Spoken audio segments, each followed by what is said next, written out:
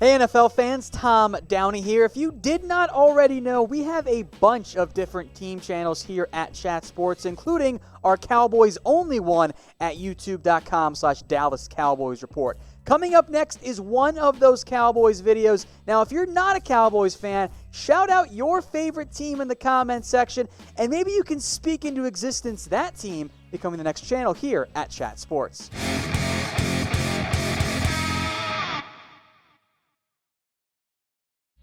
Welcome into the Cowboys Report. You guys know the drill. Use hashtag Cowboys, or like so many of you have done today, Super Chat to get your questions on the show. JayZ says trade up with the Lions for 17, 51, and a fifth rounder for third overall. The Lions say no. That is not enough draft capital.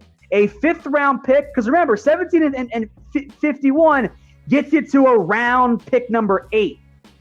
A fifth rounder maybe gets you to pick 7.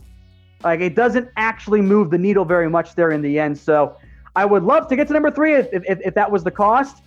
I have a very tough time seeing that actually happening. All right, Caleb Queen, what's so good about Chaisson? He's small, not good production and has ACL problems. I understand the concerns about Chaisson. Now, I wouldn't consider him that small. I know he's not a big body, but he is like 6'3", 254. His arm length is 32 inches. I think that's fine. Chaisson is what we call an ascending player. The production, you're right, it was not great. If the production was great, he'd be a top 10 pick. Because the athleticism is there. Now, yes, there was the ACL tear as well. That's a concern back in 2018. But if you go back and look at the player you saw early on in 2018 or even in 2019, and look at where he was at the end of the season, he was really good. And I want to make note, too, LSU dropped into coverage a lot, and that kind of helped reduce some of his production. So there are concerns why he might be there in round 1, but as an upside, bendy, edge rusher, I really like Chaisson in an otherwise pretty iffy draft class for that spot. Kevin Cobb, what position should the boys focus on at 17, or best player regardless of position? The Cowboys try to set themselves up where they can take the best player on the board. The problem is, even though you always want to take the best player, you have to factor in need. For example, you could have a scenario, even if it's just a trade down scenario, where the best player on your board is a running back. It makes no sense to go RB at number 17 or at number 25 or wherever you end up trading down. So you want to take the best player available at a position of need. And the Cowboys, by signing some safeties and defensive linemen and bringing back some cornerback depth, are trying to go that route as best that they possibly can. Another super chat for Alakai Trimble. Lots of tweeners in this draft. Do a video of them. I don't know if we'll go about that. Alakai, will say, I believe you're subscribed to our main YouTube channel. We'll have plenty of talk about the tweeners over there, so make sure you're subscribed on that channel. All right, question coming up now. Which NFC East rival do you hate the most? Type R for the Redskins, E for the Eagles, or G for the Giants. I'm curious how the votes climb in here. So type your votes. R for the Redskins, E Eagles, J for Giants. Let me know what you guys think. Now, we'll give some shout-outs here as well, because I'm very curious what the votes are. I see a lot of E's coming in. Winston Shan does not like the Eagles. That's very clear. You know what, Alicia?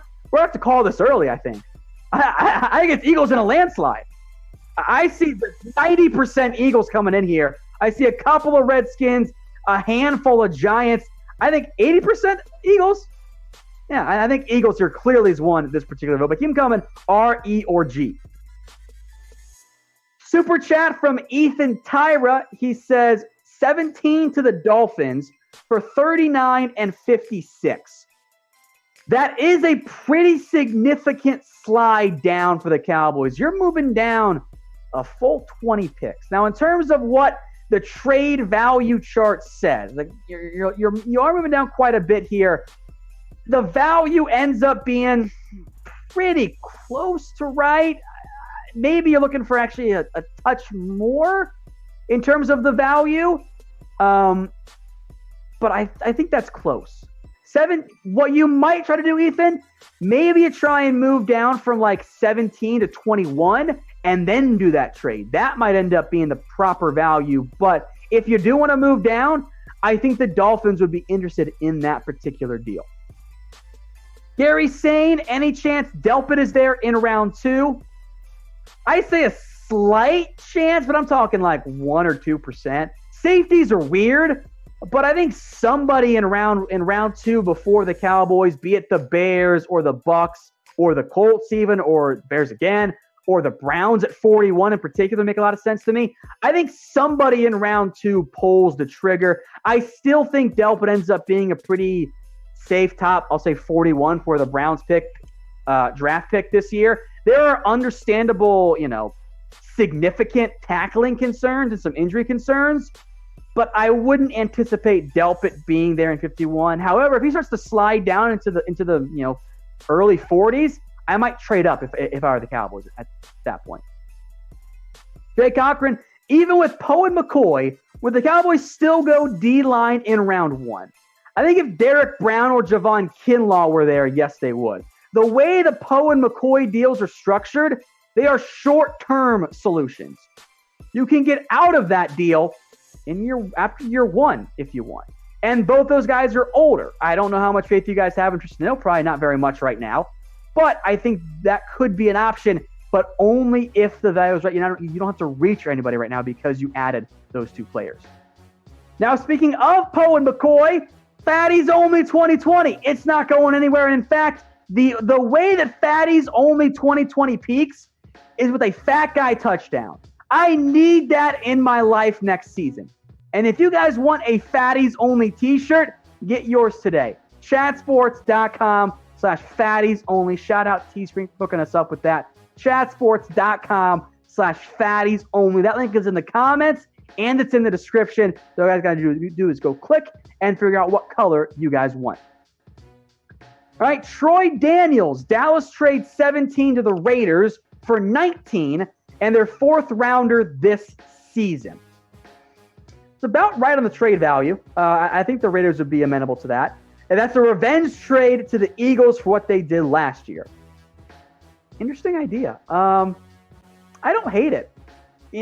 I assume your theory here, Troy, is that the Raiders want a receiver so that the Eagles can't get him. I think that makes sense. I'd be okay with that deal as long as there isn't the player you desperately covered at 17 still on the board.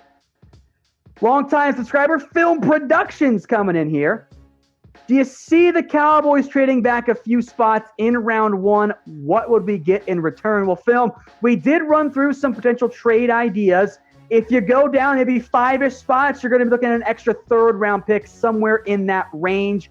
Maybe a little bit less, maybe a little more, depending on what team you trade with and what picks are available. If you move down further, you might be able to end up get a 2nd round pick, but at that point you got to move down. I'm talking like 10-ish spots. Then it starts to make some sense. And if you trade down, you're probably looking for someone. Maybe it's a secondary player. Maybe it's a McKinney, a Delpit, a Fulton, a Gladney, or a Trayvon Diggs. Like at that point, that probably makes sense if a Henderson, Chaisson that you wanted is actually off the board. Because then after those guys, I think for the Cowboys, gets a little bit dicey. I got a deal for you guys here. chatsports.com/Cowboys jersey. You can save 25% off a custom jersey, a Zeke jersey, a Dak jersey at chatsports.com/Cowboys jersey. You know why that deal is still going on. Custom jerseys are also available. There is no Dontari Poe, Clinton Dix, or Gerald McCoy yet, but you can get a custom Cowboys jersey. That link is in the comments and it's in the description. So all you guys got to do is go click and shop. Keegan Underwood, would you take Cameron Dantzler, the cornerback out of Mississippi State, at number 82 overall? If he's there, yes, I would. Now, as you guys might have seen, Cameron Dantzler allegedly ran a sub-4.4 at his pro day. I will make this point once. I'll have to make it a bunch of other times. I'm taking the pro day numbers, folks, the pro day numbers, and I'm throwing them in the dumpster. I don't believe them. He ran a 4.66 at the combine. Now, he's faster than that. He's not a sub-4.4 guy. But in round 3, Yes, I would take him.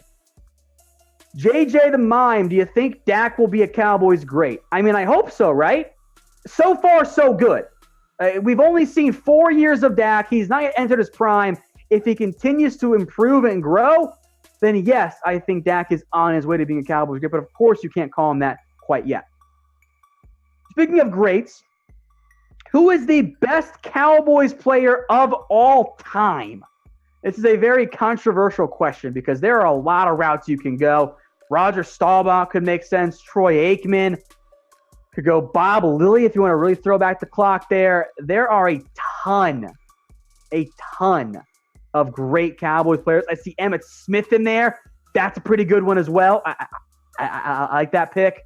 Troy Aikman, Larry Allen. I do love me some Deion Sanders there, Barrett. A lot of Emmett's coming in. Emmett's probably a good answer because I will argue he is the greatest back of all time because of his production. But keep what's coming here. The greatest Cowboys player of all time. Alakai Trimble says, don't answer. Load up on Boise players. And then he laughs, but why? I'll explain the Cowboys, appeal and why they like Boise State players. They like players from that organization. I think they believe that they're coached up well. They like the people that the players are, if that makes sense. I don't know if this year you'll see a load up on Boise State players. 2 names to watch, though.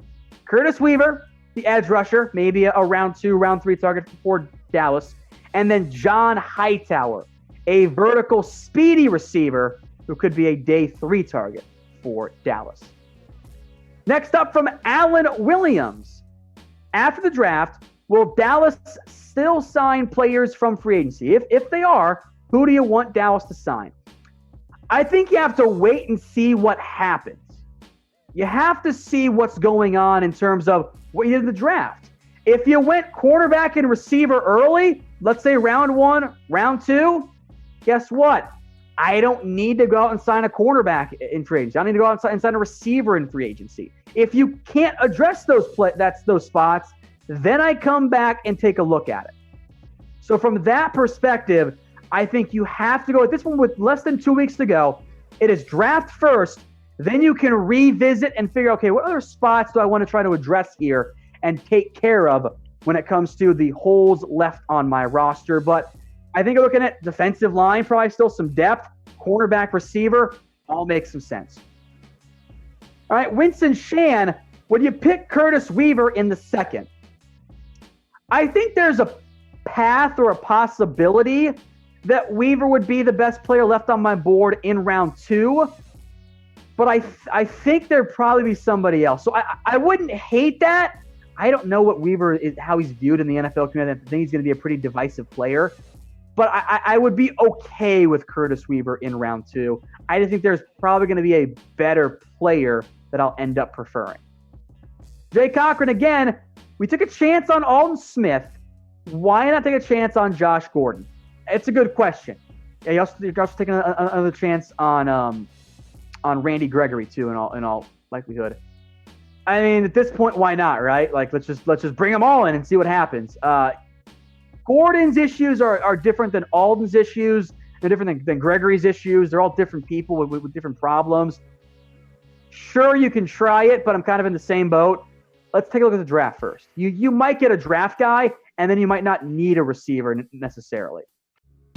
Hey Cowboys fans, thanks for watching the Cowboys Report. If you haven't already, click right here to subscribe to our channel for all the best Cowboys coverage on the internet. That's news, rumors, highlights, mailbags, film studies, and a whole lot more. And I'm making your lives a little bit easier as well with the next Cowboys Report video right here.